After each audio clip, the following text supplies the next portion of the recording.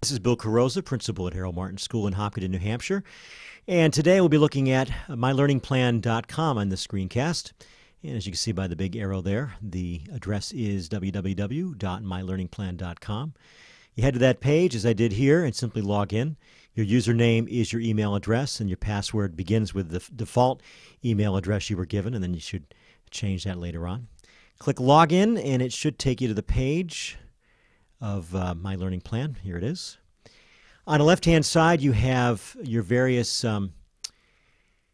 options, and over here is just more information, which I won't go over everything in detail. Up here are some tabs. I have a couple extra tabs, but you'll have at least this Learning Plan tab. Over here, we'll look at just a few of these important areas. I'll go down to District Catalog. You click on this tab, you'll get a list, which will have more, obviously, as the year begins, of PD activities that the district is engaged in. If I click back, I go to things like our forms, and I'll go over those in some detail. So going through these, your TEP planning form, and all you do to get these forms is just click once. On TEP planning form, every teacher every year fills out one of these, even if you're in the middle of your cycle or at the end of your cycle, your three-year certification cycle. And you fill these in. Each of these particular boxes will enlarge. So if you write more, the box will enlarge, and you simply type in the various information which you and your administrator will go over, I'm sure. And so that's the TEP plan. When you finish any of these forms, you click either Submit if you're all done and you're pretty sure you're done, or click Save as Draft if you're not sure and you want to go back to it. That's the TEP planning form. The next form is Goal Development. You'll have one TEP form, which is an overall sort of big picture look at your TEP, and then you'll have a goal form, 1, 2, or more, for each of the various goals you'll have for that year.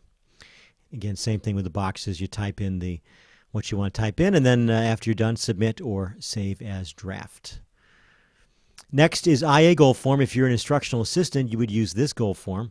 It's the only form you need to use to talk about what goals you have for the course of the year, and you'll be doing all these things with your building administrator. Then you have a couple different forms here that I'll talk about: PD activity no leave and PD activity leave.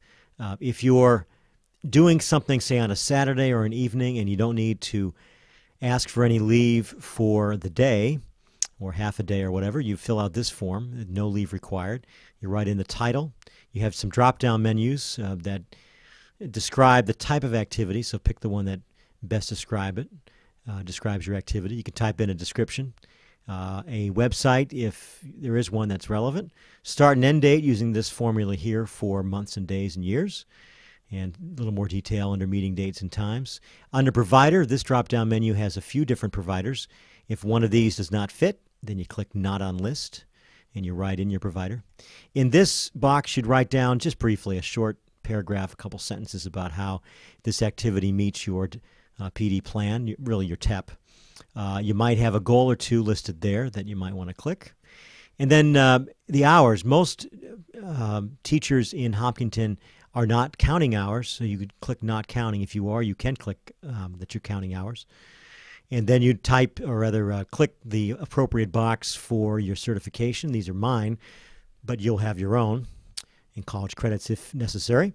Then costs, your registration fee for your workshop.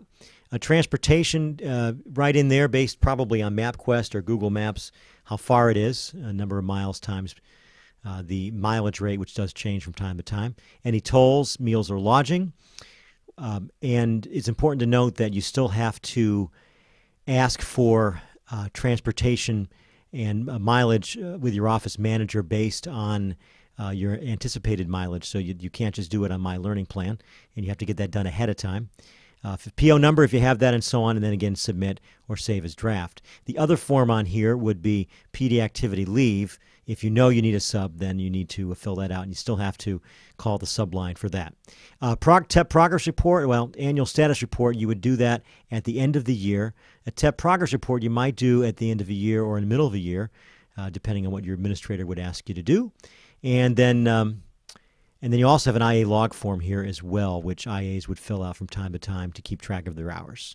That's a very brief look at My Learning Plan in 5 minutes. If you have any questions, as always, just consult your building administrator. Thanks. Hope this was helpful.